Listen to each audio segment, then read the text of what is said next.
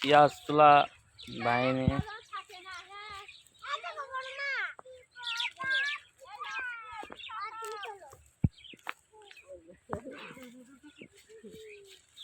পিঠা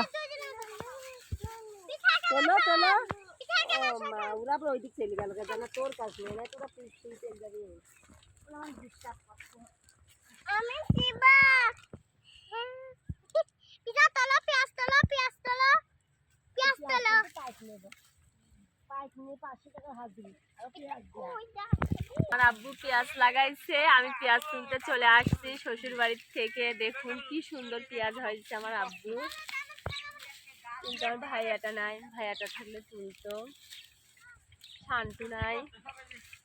দেখুন সবাই পেঁয়াজগুলা কি সুন্দর।